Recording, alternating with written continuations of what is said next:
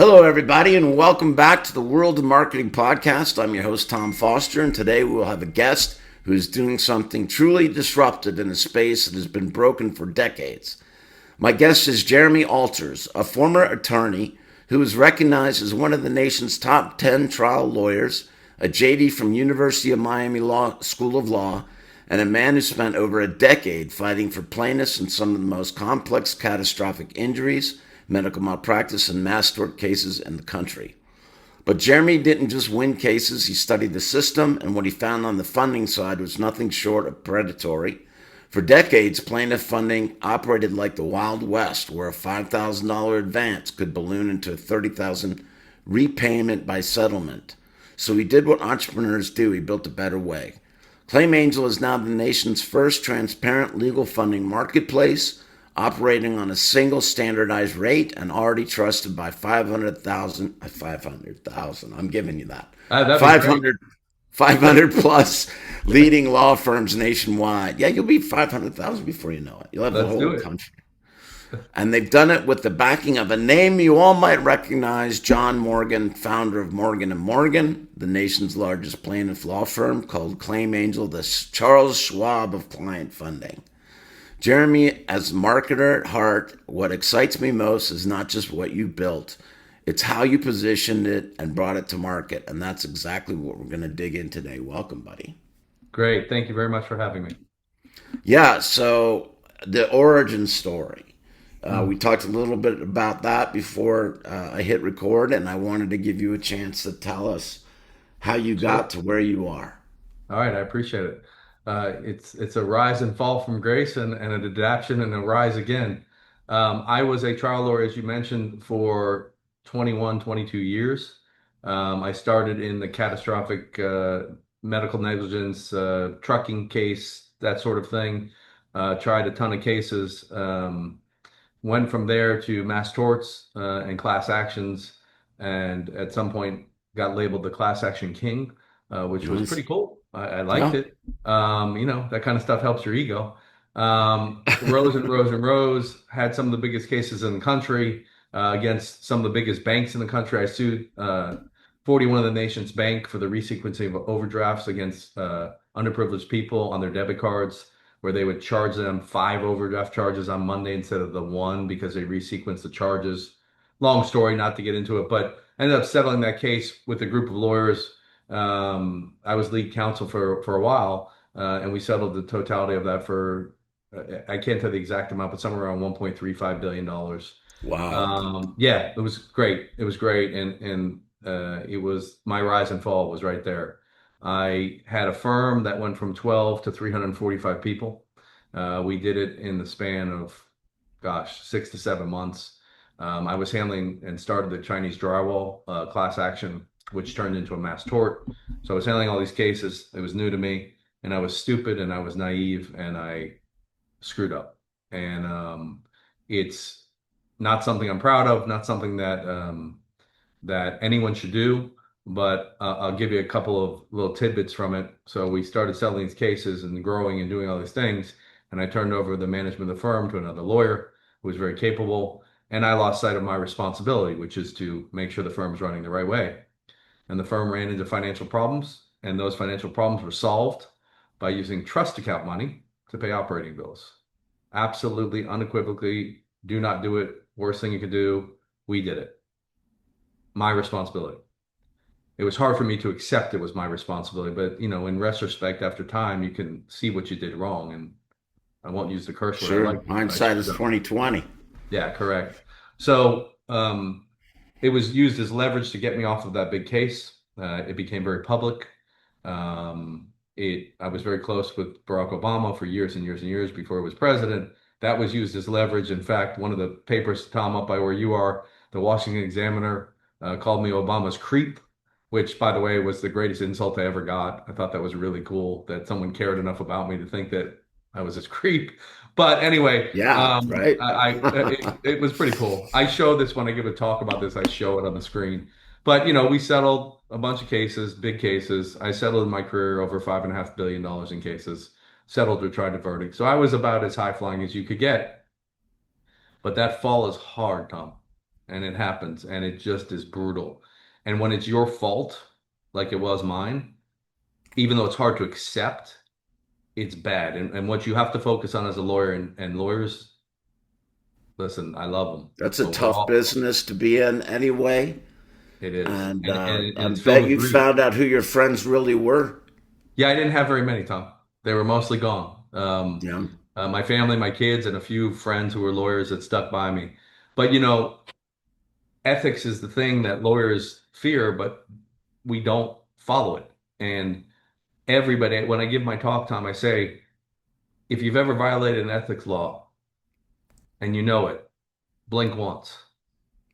I don't tell them to say because they're being recorded. I say, and blink twice if you think you have. Do you know what the lawyers do, Tom? They don't blink. Here's what they do. They go like this. They don't move their eyes. They won't move their eyes. And I go, you see, that's what it's like to look in the mirror. And what I Yeah. had to do was look in the mirror and look at myself. And ethics is a concern. And from that, and there's a lot more to it, but from that, I developed with a couple others this claim angel idea. Claim angel, because claim angel is a marketplace that will protect lawyers' ethical and fiduciary responsibilities to their clients. Because what lawyers forget when they're allowing their clients to get funding or participating in it at all is they have a duty under the ABA rules, which are adopted by, every state in the union. You got to give them the lowest rate you know about, and you got to give them multiple options to choose from. But this business, as you said, Tom, is predatory. And so it's a relationship-based business. So they have relationships with funding companies that have wined and dined them and taken their paralegals out into ball games or football games or whatever it is. And so it's easy. Hey, we just text them, they fund it. Yeah, well, they'll do that because they're funding it at 100 or 200% a year. Wow. Would you pay 100 or 200% a year for money? So why No. would you let your clients, right? Yeah. And so from that, I started thinking, how can we develop a marketplace that creates competition around this? And that's what we built in Claim Angel. It's a marketplace that has 27 funding companies on one side, law firms and their clients on the other, and they give us information about the case, and the funders compete with speed to get the listing, to get the funding. Wow, that's smart. So you're Yeah, not doing the funding, you're just kind of the conduit that's to correct. We connect are the not a dots. funding company. That's right. Yeah, that's Yeah, we do. brilliant. And we don't want to be a funding company. We are Uber. Uber is a bad word to say in California right now, so I probably shouldn't say that, but I we love are we Uber, are so I'm all yeah. for it. Uber's doing some bad stuff in California with the law, so the plaintiffs' lawyers are Oh, unhappy as well as they should be. But and we they're don't trying to like get Uber, never mind. they're trying Right? to get a constitutional amendment, which is a bunch of baloney. But Oh, okay. anyway, or eBay, that's what we are, and we get 100 listings a day with Yeah. 27 funding companies, and it doesn't change the rate, by the way. Our rate, so everybody knows, is 27.8% simple interest. So you Okay, just connect them together that's and then it. they work it out and you Yes, get a and then, fee. well, no, we work it out. They don't even have to work it out. They never Oh, even really? speak to the funding company. They only deal with us.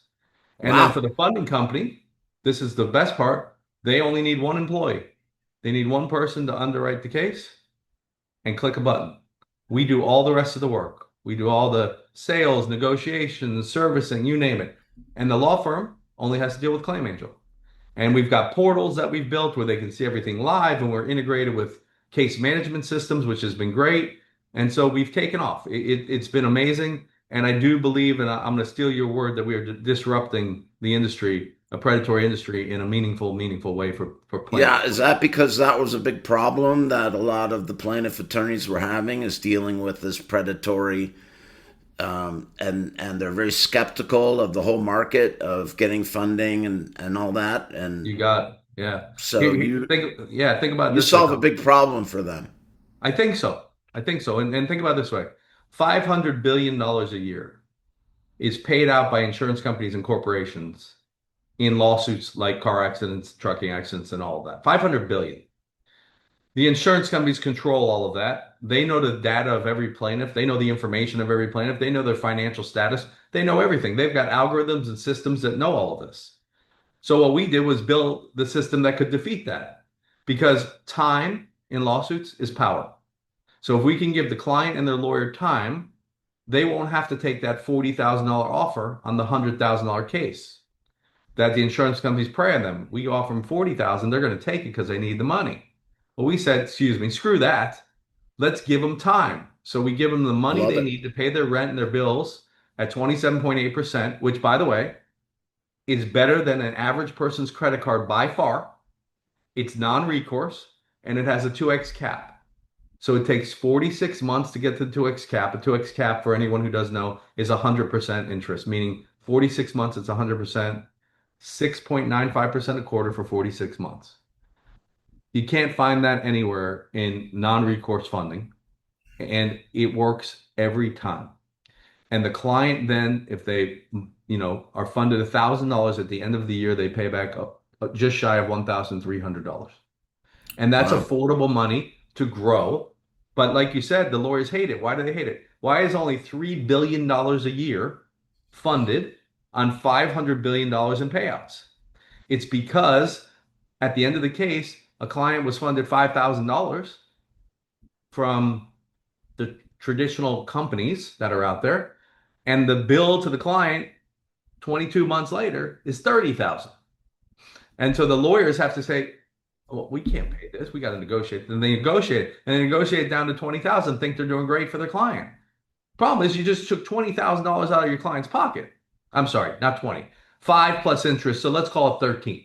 Okay? Out of your client's pocket. Now, if we reverse that, would you take $13,000 less on the settlement from the insurance company?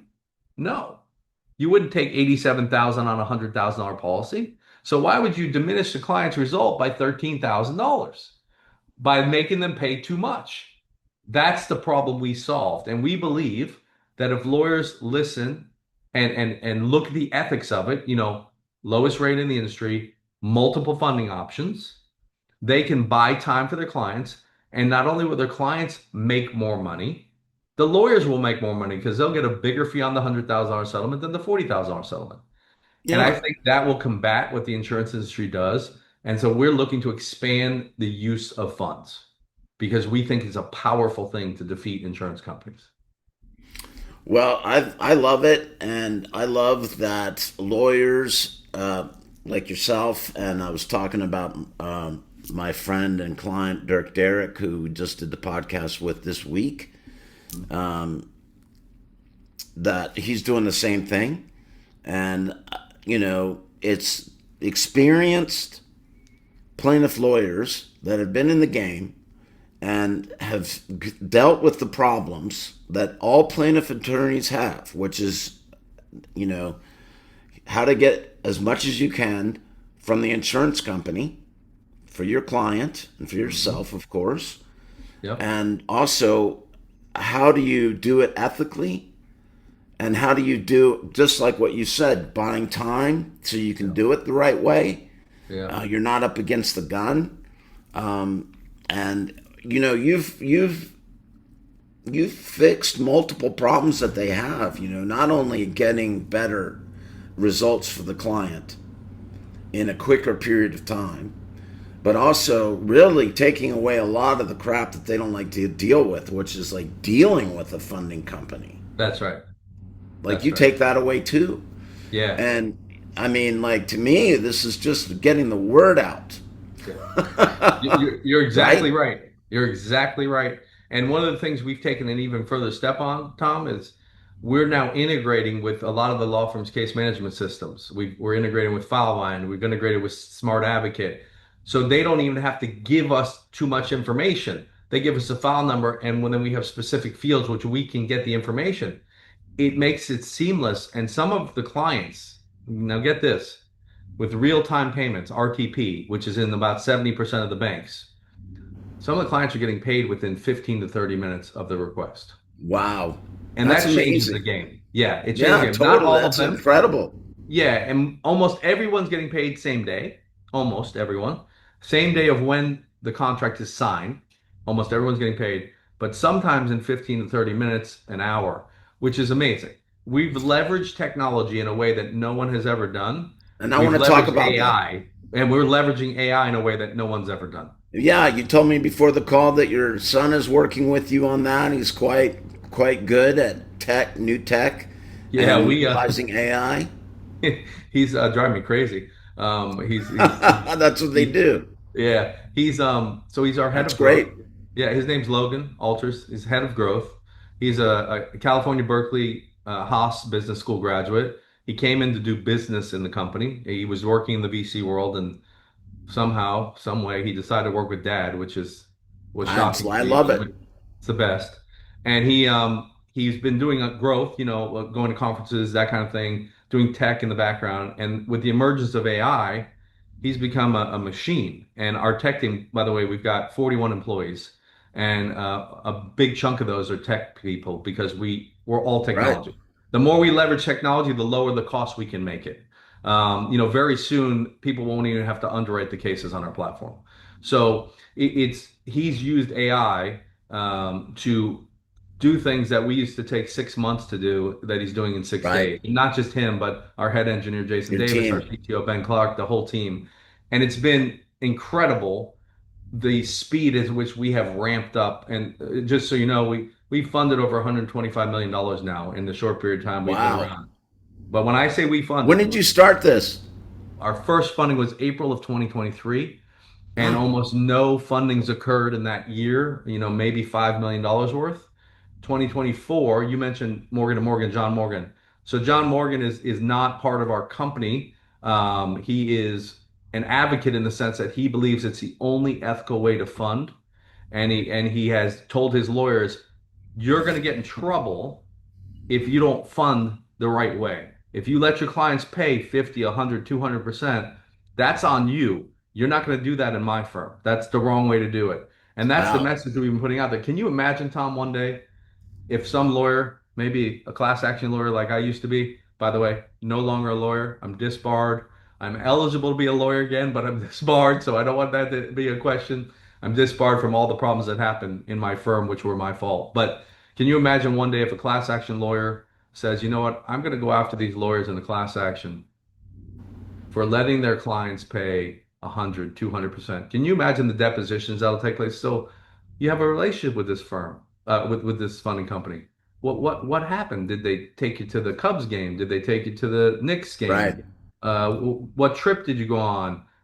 Would you pay, Mr. Lawyer, would you pay 100% interest on something like this? No. So why would you let your client when there's other options available? Now, to be fair to these funding companies, who, by the way, are all welcome on our platform, we welcome all of them on our platform because we are not a funding company, so we are not their competition.